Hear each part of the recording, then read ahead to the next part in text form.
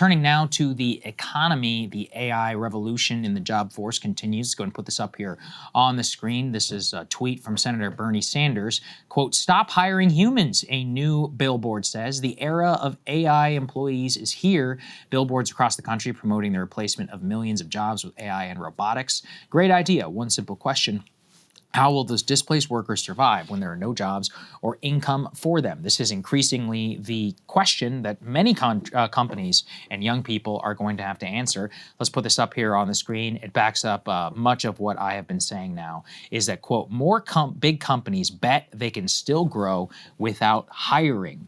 Quote, "It is the corporate gamble of the moment. Can you run a company, increase sales, and juice profits without adding people? American employers are increasingly making the calculation they can keep the size teams flat or shrink them through layoffs without harming their business. Part of that thinking is that AI will be used to pick up the slack and automate more processes. Companies are hesitant to make any moves in an economy that is still uncertain." JP Morgan's chief financial officer told investors recently the bank has now, quote, "a very strong bias against having the reflective response to hire more people for any given need." Multiple other companies last week had sales rose even without adding employees. Financial services companies like Goldman Sachs said that the firm will constrain headcount growth through the end of the year and reduce roles that will be more efficient with AI. Walmart, the nation's private employer, said it would keep headcount roughly flat over the next 3 years, even as sales grow. Multiple other companies that they list now say that they will be reducing their headcount because of AI, and the ROI of AI is increasing, apparently on their conference call mentions of chief financial service officers. By the way, just this morning, huge news out of a couple of major companies. I believe we have one of them on Amazon. Do we have that? No, we don't. Okay, so this morning, Amazon is announcing 30,000 corporate employees will be cut from the company, 14,000 immediately, 10% of the entire white-collar workforce will be axed from the company. By the way, another huge piece of news, arguably, in my opinion, more important, UPS will now cut 48,000 jobs in management and operations. Wow. That is some disclosed. It would cut 20,000 positions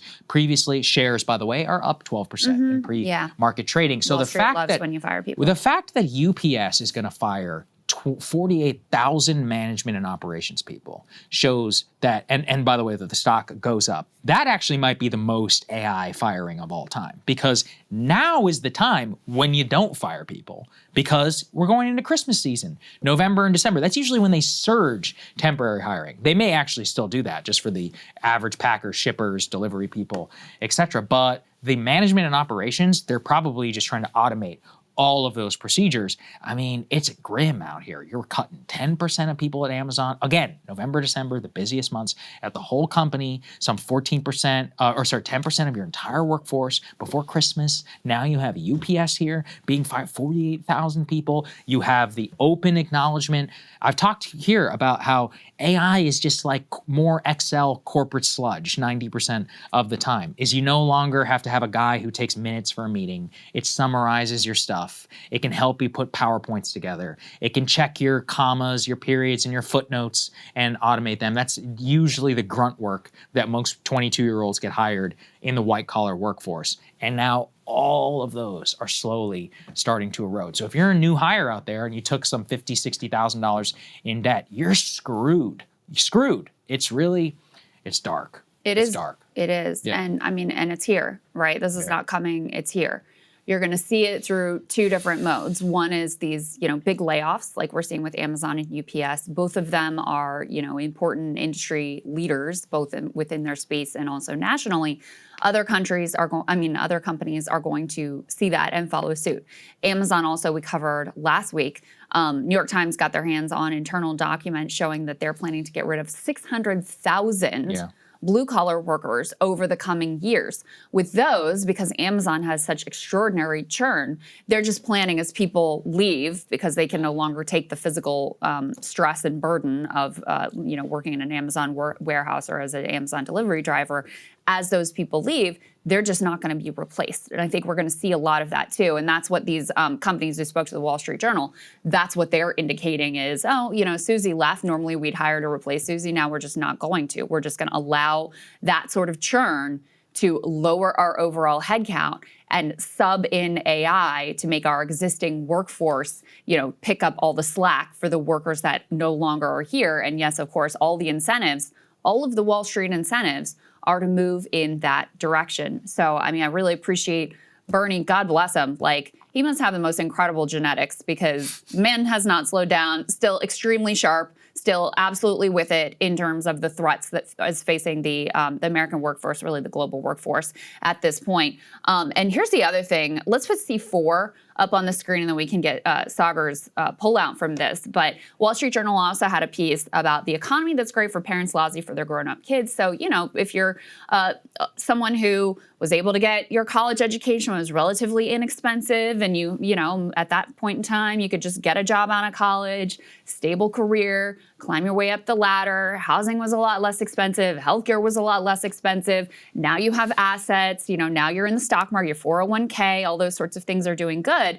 And meanwhile, your kids who did, trying to follow the same track, go to college, take on the debt, come out of college, and there's nothing for them. The unemployment rate for new college grads is going up and up and up. Now, partly it's because people are worried about a recession and all the tariff insanity and everything that's going on, and partly it is because of AI. And put C3 up on the screen. This was the piece that Saagar highlighted in particular. This chart is, this is really, really dire stuff, in terms of the fulfillment of the population, in terms of the stability of the society as well. You only have 11% of 18 to 29-year-olds who have confidence that they will be able to buy a home. But all of these numbers are actually really bad. So you only have, just over 25% who say they can keep up with expenses. By the way, numbers are not all that much better. For those who are 30 and older, you're under 35%, maybe that's like 33%. Who are confident they can just keep up with their expenses. For 18 to 29, you have under 20% who think they can buy a car. Also under 20%, maybe that's around 16% who say they could pay an unexpected medical expense. You have under 25% who are confident they could find a good job. 15% say that they're confident they could have enough savings for retirement. And I've been reading this book by Peter Turchin about when societies collapse. Mm-hmm. And his analysis is that the two major factors that lead to sort of societal breakdown and revolution are decline in material living standards. And in the US context, he looks at the decline in life expectancy, mm-hmm. Which is, undeniable. And there's this mass disparity too between the wealthy and the poor, et cetera, but that we're going backwards in terms of life expectancy. And the other thing is what he calls overproduction of elites. So if you have a large cohort that are going to college, doing the thing, getting their law degrees or getting their MBAs, thinking that they're going to be able to ascend, not into the top echelon, but into some level of I'm going to have a house and have a basic stable life. And the society is failing to deliver that. Those are actually, we think about the working class revolution. Those are the people who traditionally become I'm the so radicals and the revolutionaries, actually. I'm really glad you said that. Are the frustrated would-be elites. I wish we had more time. I could go on forever about this. But you are absolutely correct. Something I've always said in some of my arguments with a lot of Marxists and socialists, one of the things that annoys me is they're always like, the working class will rise up. I'm like, what do you tell me about the Russian Revolution? And they're like, oh, well, it was a people's revolution. I'm like, no, it actually was a revolution of the elites. If you read any true biography or history of the Russian Revolution, of Bolshevism, and specifically of Marxist-Leninism, you will discover that the peasant population of Russia was the most supportive of the Tsar. The reason that the Tsar fell was because he lost the entire support of the political echelon, from everyone from the royals to the middle tier to the, the bourgeoisie. Those were the people that rose up against the Tsar and toppled him. The way that the Bolsheviks were able to take power is basically have a bunch of highly educated, former members of the echelon or the gentry class who come in, and that's part of the reason that they target the so-called kulaks at the very beginning in order to subjugate the peasant population. But the point remains, not just in the Russian context, even in the French Revolution. If you look at any true violent overthrow, it's these people specifically. This is why I look at Zoran as a, as a consequence of all of this. Republicans are always dunking on. They're like, oh, you have white middle class people. I go, yeah, but you got to understand, if you're 25 years old or 27 and you move to New York, you know, the prototypical profile is somebody who has like $50,000 to $70,000 or whatever, maybe some more in student debt, was promised a job in X, Y, and Z in white collar workforce. And when the cost of living is where it is, to have a basic life from health insurance to cost of living to rent, etc., it is so untenable that it leads you to believe that the absolute basics of your needs will ever be met. So what do? You know, you're going to back some radical shit. I think that this is a lot of the case for a lot of Trump people as well. So the point remains that if you do not serve and solve a point for where everyone still believes in upward mobility, and specifically for these older people, if you have no faith that your children will have a better life than you, which, by the way, you know, in that article, that's what it's all about. You shouldn't have any faith that they're gonna have a better life than you. And I do feel for a lot of them, because there's a term called Henry, where it's like high income, not rich yet, which is basically what a lot of these people are. They did everything the right way. You know, they have a good job or whatever, you know, they have a house, etc. And their belief is that their children will do better. So they don't have enough money to like bail their kids out entirely. Right. They can help them. They can help them, but you know, there's a big difference between able to buy your kid a house and then, let's say, like put your kid through college, right? That's like literally a multi-million-dollar difference in assets. So the point is that they don't have enough money to do too much about it, but they have just enough to float them for a couple of years. That level of precarity is also going to lead you down a very radical path. So yes, all of the ingredients are here if we want them. And I mean, look, I always say I think something's going to break, but at the same time, I don't know. You know, the S&P 500 is all-time high today. So what do I know? Yeah. Well, and I don't even think people are looking for their kids to do better than them at this point. It's just like, can they achieve like the same level of just basic stability, get a house, raise a family, have health insurance, and that's increasingly what is feeling impossible. And you know, those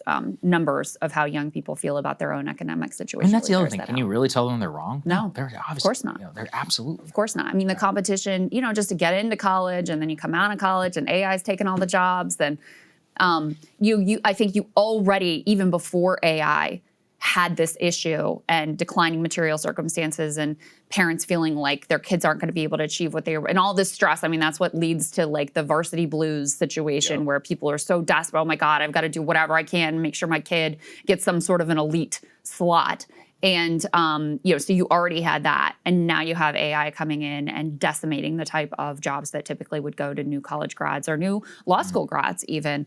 And yeah, it's a big problem. Last thing, you know, everyone says, oh, well, it's better because it was inefficient. There's a lot of social benefits. When I was a very, very young journalist, was I truly adding so much to the conversation? No, even though I definitely thought that I was. But what was I learning? I was learning the craft. I was around other people who taught me the basic building blocks that allow you to progress into a career. So let me defend grunt work. First of all, grunt work is good for you because it teaches you discipline, attention to detail, and gives you the basics so that you can accomplish your tasks and sit around and kind of absorb information and institutional knowledge from other people around you to build a network, which allows you to rise up either through the company or through your industry, or figure out that that's not what you want to do so you can go and do something else. If you don't even get that opportunity, then you get nothing. And that's what's so deeply frustrating, I think, for a lot of people. I really, if you're 22 years old and you're just graduating from college, I truly, truly feel for you, because, you know, you were just old enough where the old system existed, so you were able to take out the debt.